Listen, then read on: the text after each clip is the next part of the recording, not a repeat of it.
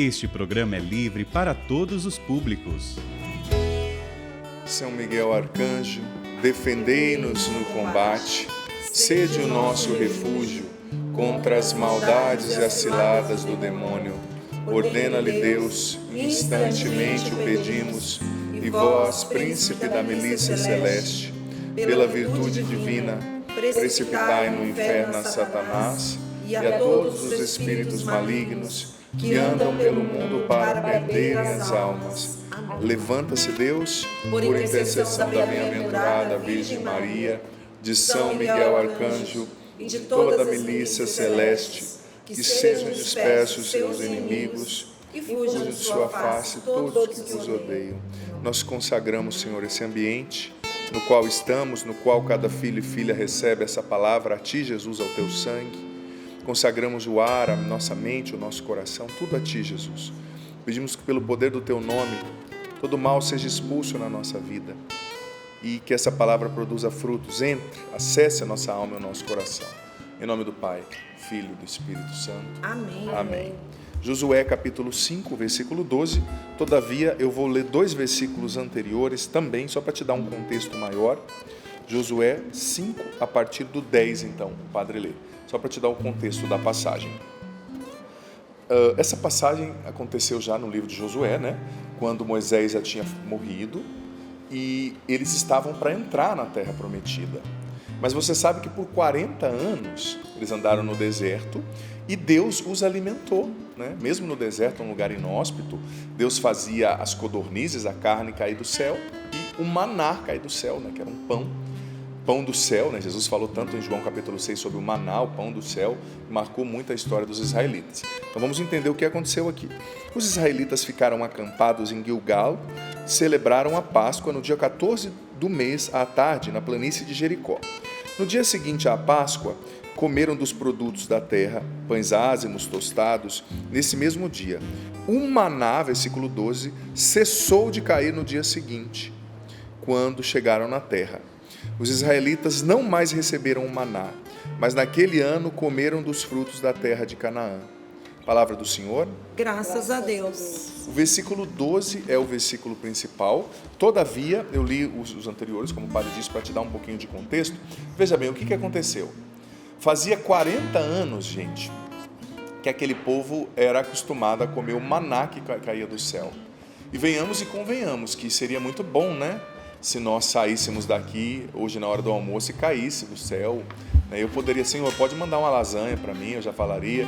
A Paula já encomendaria uma bisteca, né? A Valdênia talvez um frango com quiabo no estilo mineiro.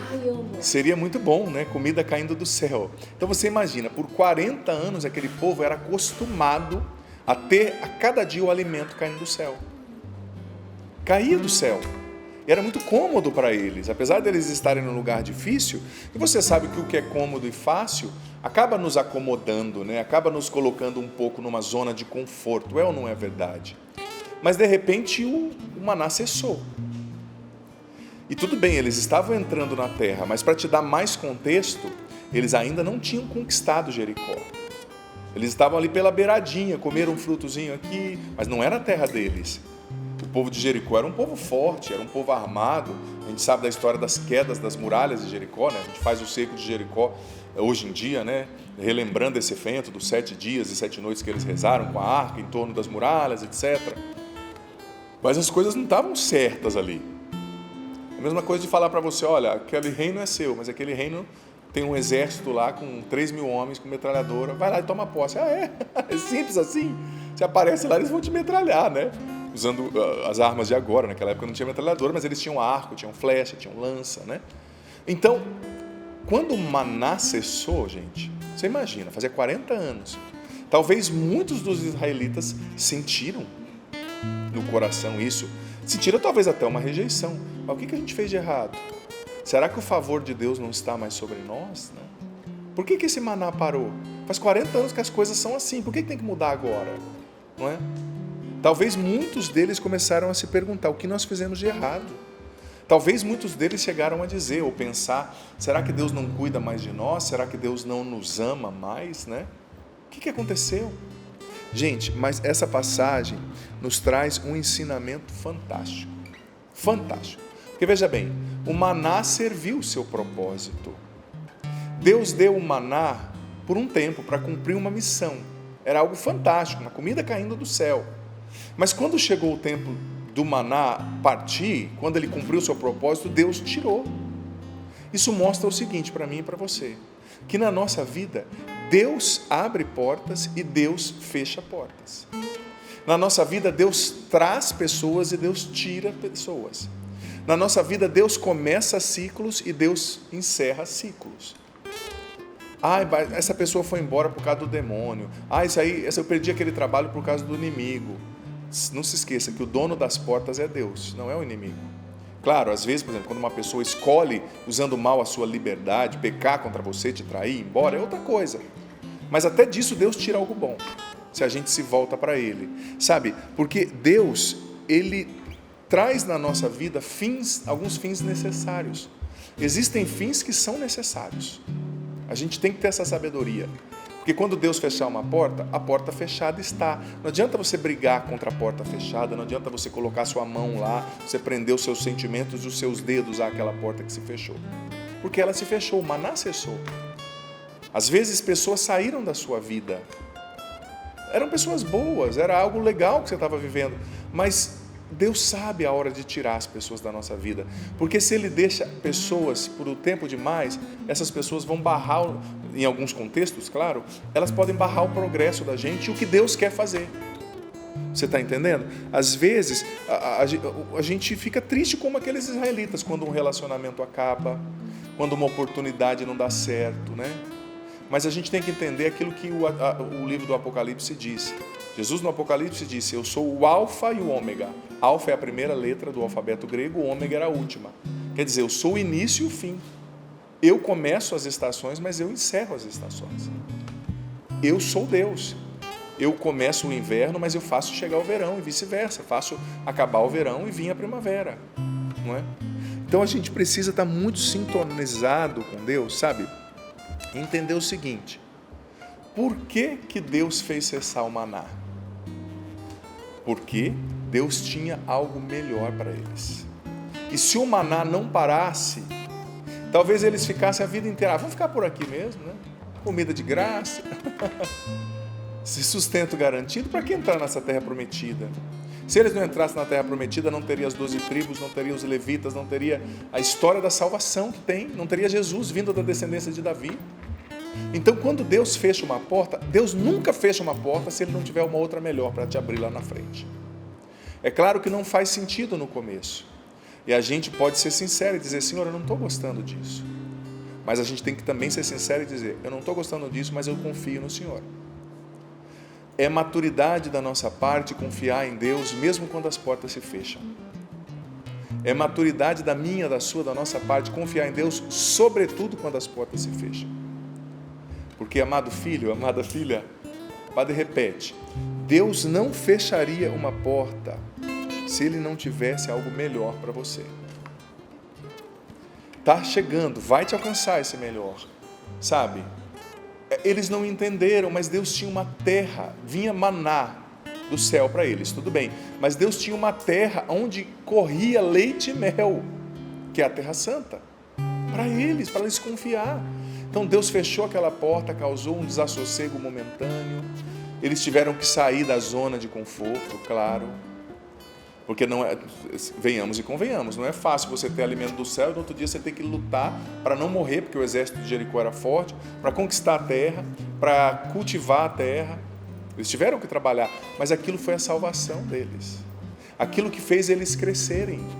Sabe, às vezes a gente fica acomodado, escondendo-se em pessoas, apoiando-se em situações, mas às vezes Deus tira a nossa muleta, porque é o tal negócio: se você ficar sempre escorado na sombra de alguém, você não desenvolve os seus músculos, você atrofia.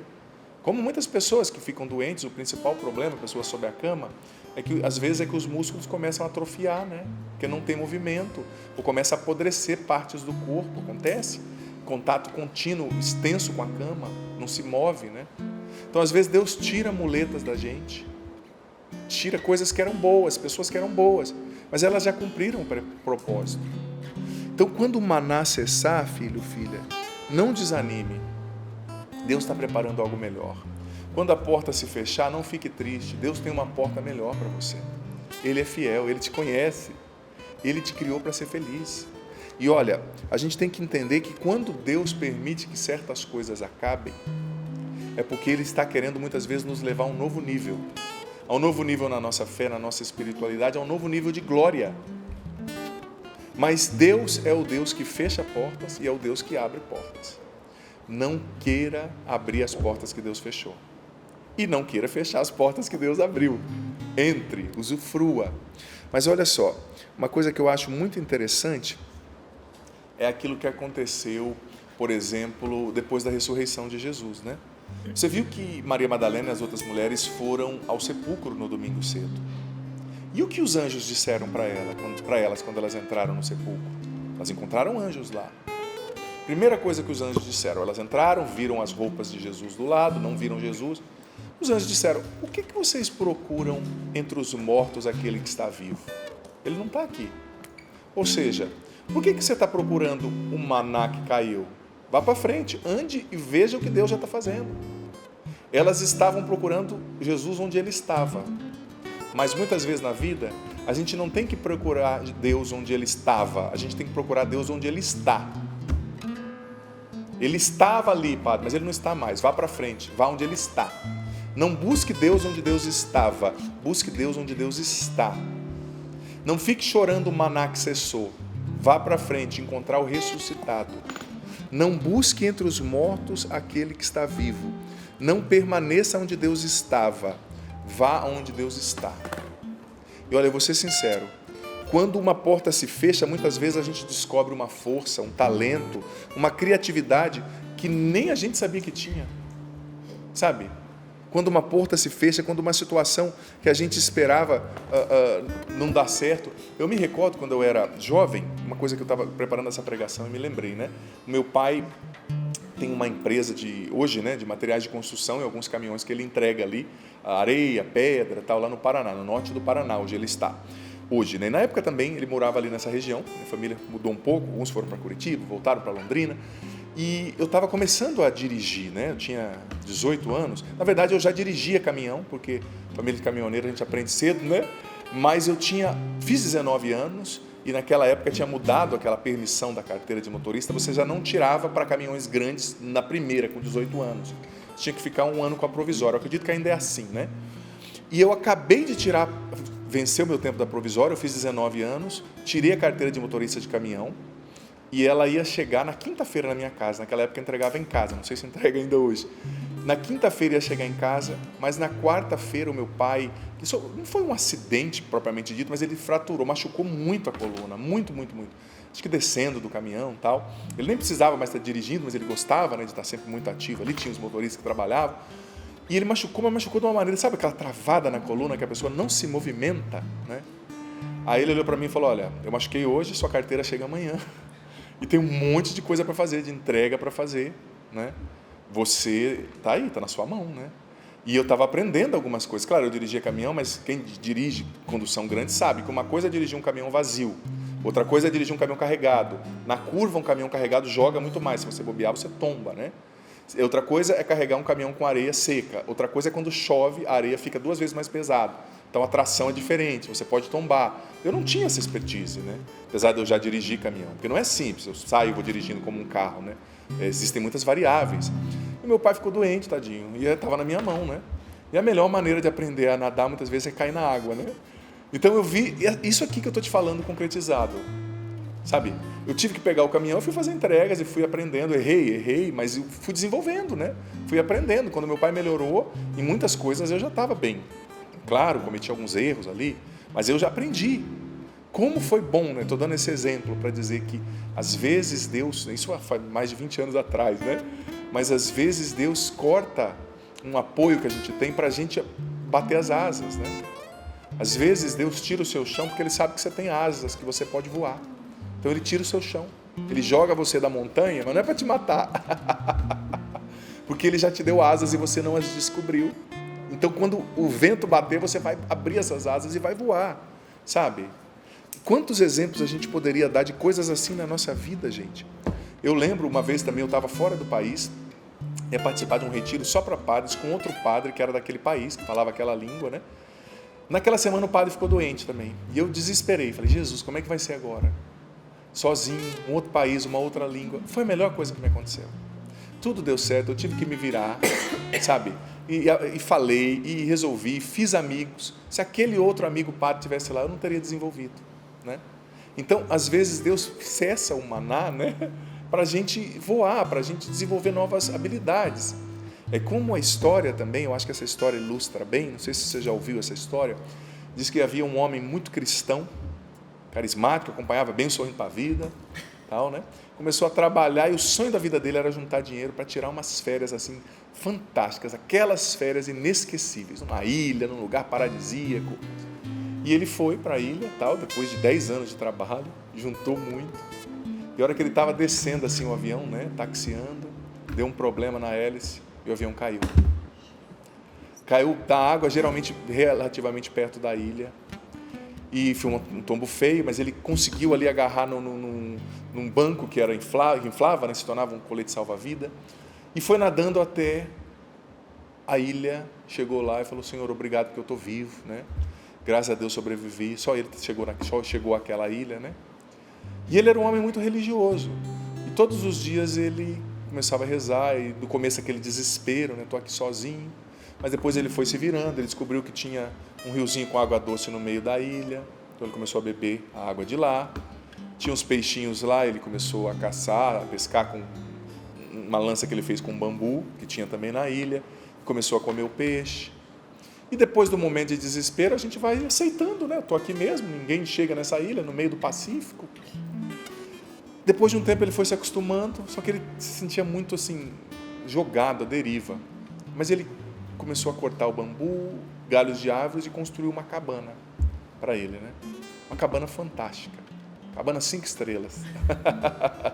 No meio do nada, tadinho. E construiu aquela cabana, e aquela cabana era tudo que ele tinha. Ele andava, pescava, mas ele não via a hora de vir para a cabaninha dele. Era o cantinho dele, né? Mesmo naquela situação inóspita, ele se apegou ali. Aí depois de 9 meses, quase 10 que ele estava lá, um dia ele bateu um desespero e ele começou a rezar. Rezar e fala, Senhor, eu não posso morrer aqui. Eu te sirvo há tanto tempo, por favor, me salva, Deus. Me salva. Eu tenho família, eu tenho uma missão para cumprir na minha terra. E ele começou a chorar e de repente ajoelhou e colocou o rosto no chão, assim, na areia, chorando e clamando a Deus. Ele foi clamando, de repente ele começou a sentir um cheiro de fumaça. A hora que ele olha do lado, a cabana dele queimando. Pegou fogo. Aí ele ficou bravo. Falou, Deus, eu estou te pedindo para o Senhor me salvar. A única coisa que eu tenho nessa vida é essa cabana.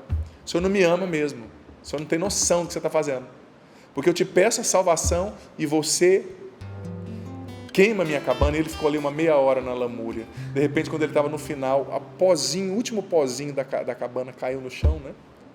Alguém bateu nas costas dele, ele levou um susto, achou que era uma miragem, né? A hora que ele viu, era uma pessoa com roupa da marinha, de marinheiro assim, né?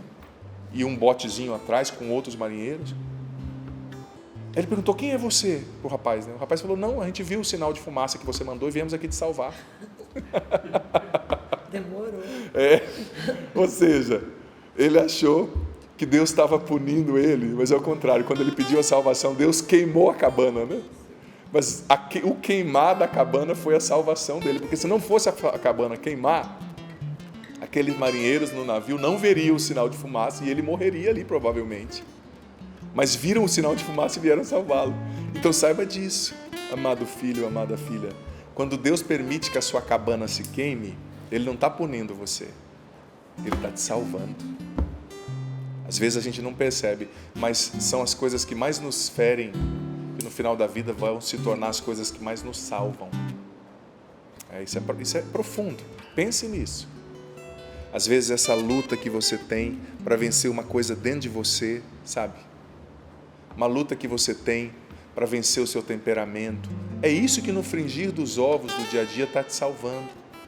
Está te tornando mais humilde, está te tornando mais dependente de Deus. Essa luta contra o temperamento, essa luta contra a ansiedade, essa luta contra um desequilíbrio afetivo, sexual, mental que você traga. Continue lutando. continue confiando. E continue confiando quando a porta se fechar. Continue confiando, porque Deus é o dono da porta, sabe? Se a porta ficou aberta por um tempo e agora ela se fechou, confie. Se ele queimou a cabana, confie. Ele sabe o que está fazendo, né? E olha, se a pessoa não está mais na sua vida, você não precisa mais dela. O que você não tem, você não precisa. Convença-se disso. O que escolheu te abandonar não pertence mais a você e você não precisa mais disso. Eu tenho comigo que para cada ausência de pessoas e de coisas que a gente tem, que a gente vive, a presença de Deus se faz ainda mais real na nossa história, mais na nossa vida, mais concreta na nossa vida, né? Então, Deus é o dono das portas. Não queira ressuscitar o que Deus já fez morrer. Não queira abrir o que Deus já fechou. Seja humilde nesse sentido, né? Talvez a gente estava até feliz e acomodado com o maná, né? A gente estava até feliz e acomodado com a cabana. Mas se Deus permitiu que a cabana se queimasse, é porque Ele vai despertar um progresso na sua vida que você nem imagina. Ele vai te levar a um nível que você nem imagina. Ele vai te levar a um tempo novo de vitória que você não é capaz nem de imaginar. Por isso que os santos místicos, sobretudo ali do século do medievo, né, século XIV a XVI, Bernardo de Claraval, o próprio João da Cruz, Teresa d'Ávila, Catarina de Sena, sempre falavam que a pior coisa da nossa vida, que mais nos faz regredir na vida espiritual, é o apego. É o apego.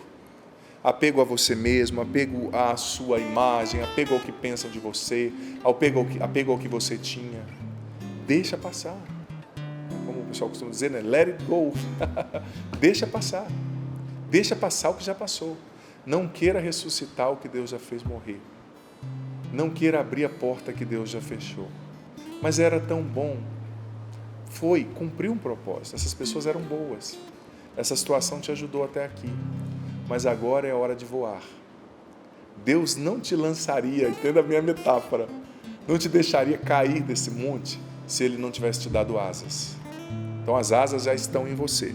E olha, a gente tem que entender que não dá para manter as coisas que Deus já fez cessar e não dá para brigar com Deus, gente. É derrota na certa. É derrota na certa. Se Ele fechou a porta, confia. E tudo tem ciclo, né? Você vê que na cruz, o que Jesus disse? Uma das últimas palavras de Jesus. Né? Tudo está consumado. Ou seja, está feito. Essa parte eu cumpri. E todo mundo achava que era o fim. Jesus morreu, foi assassinado. Não. Era o fim daquele ciclo. Começaria um outro com a ressurreição, com algo muito mais permanente que nos salvaria para sempre. Sabe? Como Elias, aquela passagem do profeta Elias é interessante. Elias estava sossegado também, escondido na montanha, e Deus mandava os corvos alimentar Messias, e ele bebia da fonte que tinha ali. Todo dia os corvos traziam ali para ele, não sei se era um cachorro quente, o que era, naquela época nem tinha isso, né? Uma comida para Elias. E um dia os corvos deixaram de aparecer com a comida e a fonte secou. E Elias, diz a Bíblia, ficou pé da vida. E que é isso, Deus? Eu viveria aqui para sempre com esses corvos trazendo comida para mim. Mas Deus disse, não. Vai para Sarepta, lá uma viúva vai te alimentar. Vai para um outro lugar. Gente, e foi precisamente ali, naquele lugar, que o ministério de Elias mais estourou. Ali ele fez sinais tremendos. Você pode ver no livro de Reis. Fez sinais muito fortes mesmo, né? Elias fez esses sinais. Por quê? Porque ele entendeu que ele precisava ir para frente, ele precisava mover, ele precisava progredir, né? E a vida da gente precisa progredir. Às vezes, você, por exemplo, vou dar o exemplo de um evangelizador, né? Você tinha um projeto, você fazia aquilo, estava indo tão bem, ou você queria gravar algo, ou você tinha uma empresa que estava assim, né? Assado. A porta se fechou, confia. Deus é o dono das portas. Ele não fecharia uma porta boa se ele não tivesse uma porta ótima. Ele não fecharia uma porta razoável se ele não tivesse uma porta perfeita. O que Deus pede de nós é a confiança em toda e qualquer situação. Deus pede de mim e de você, filho amado, filha querida, a confiança. Eu sei, não é fácil, eu sei, a gente não entende, eu sei, não faz sentido no começo. Por que essa pessoa me deixou? Por que essa oportunidade de emprego que era perfeita para mim não aconteceu? Por que eu não passei naquilo? Talvez você vai até entrar naquela porta, mas não é tempo agora. Você precisa treinar mais para ter a musculatura necessária para suportar a bênção que vai estar por trás daquela porta. Porque se você não tem musculatura necessária, você não suporta a bênção. Musculatura, eu digo, das virtudes, da alma, da fé, do caráter, né? Às vezes você vê pessoas que até têm talento, elas chegam, o talento delas as leva a um nível no qual o caráter delas não o sustenta, não a sustenta. A pessoa tem talento, é um bom político, por exemplo, ele faz bons projetos, ele luta pelo povo, só que pelo caráter dele, a musculatura das virtudes não está desenvolvida, ele se envolve em escândalo, ele desvia merenda e, infelizmente, o talento dele é destruído pela falta de caráter. Um grande jogador, que joga muito bem, mas às vezes a falta de caráter, ele se envolve num estupro, se envolve numa coisa, vai preso, ou tantas outras coisas que acontecem às vezes, né? Então, ou seja, ele tem talento, só que a musculatura do caráter dele, a musculatura das virtudes não estava tonificada.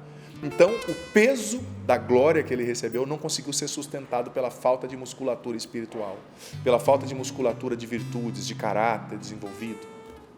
Então, Deus até vai abrir essa porta, mas primeiro ele vai desenvolver a sua musculatura. Primeiro ele vai desenvolver o seu caráter, primeiro ele vai purificar suas más tendências.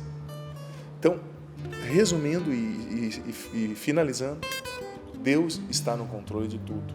E para de dar crédito para o diabo, tá? Tem gente que ama ver o diabo em tudo. Nem tudo é o diabo que faz. O Senhor das portas não é o diabo, é Deus. O diabo só tem autoridade quando nós damos autoridade a Ele. Quando nós vamos no território dele, quando nós invocamos, quando nós nos envolvemos. Do contrário, quem manda é Deus. Ele é o Senhor. Senhor, muito obrigado por essa palavra. Muito obrigado, Deus, pelas portas que o Senhor abre. Muito obrigado, Senhor, pelas portas que o Senhor fecha. Muito obrigado, Senhor, porque quando o Senhor faz cessar o maná, porque quando o Senhor queima a nossa cabana, é sinal que o Senhor tem algo melhor para nós, que o Senhor quer nos salvar. Obrigado porque o Senhor não fecharia uma porta se o Senhor não tivesse uma porta melhor para abrir para nós lá na frente. Obrigado pelas pessoas que estiveram conosco, pelo tempo que elas estiveram, nos ajudaram, filhos, amigos, mas obrigado também porque elas não estão mais, o Senhor vai realizar coisas novas. O Senhor tem novas pessoas, novas missões, novo nível, uma nova montanha para nós escalarmos. Obrigado, Senhor, porque o Senhor é o Senhor das portas. E derrama sobre nós, Pai, no nome de Jesus, o Teu Espírito Santo. Vem agora tirando o medo dos corações, vem tirando a ansiedade, vem tirando a preocupação, vem tirando das mentes e corações esse sentimento de injustiça, de terem sido injustiçados, rejeitados injustamente. Não. Que essas pessoas não briguem com as pessoas, mas que elas entendam que isso vem do Senhor, que o Senhor fechou uma porta, ponto. Foi bom, mas agora o Senhor tem algo novo. Senhor, não nos deixa apegarmos-nos no maná, ao maná que caiu do céu por um tempo. Agora é hora de plantarmos e colhermos, de adentrarmos na terra que mana leite e mel. Vem sobre nós, Espírito Santo, nos batizando, vem tirar o medo do nosso coração.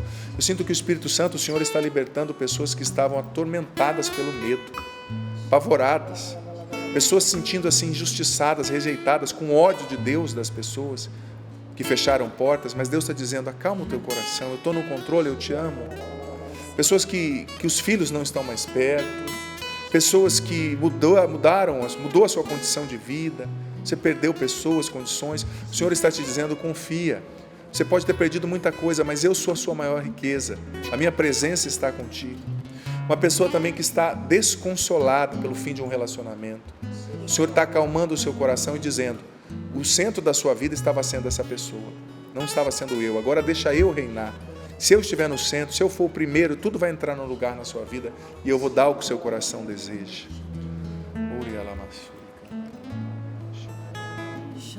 Espírito Santo, então, possa nos ensinar esse caminho da novidade, da confiança, da docilidade à vontade de Deus que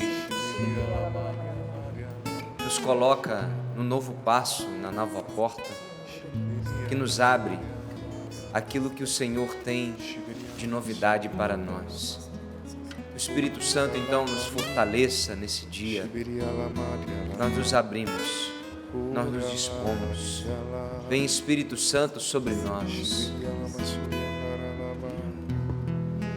e me faz novo, todo novo, renovado em Jesus. E me faz novo, todo novo, renovado em Jesus. Espírito Santo vem, Santo vem, Espírito Santo vem, Santo vem, Espírito de Deus. E me faz novo, todo novo, renovado em Jesus. E me faz novo, todo novo, renovado em Jesus. Espírito Santo vem, Santo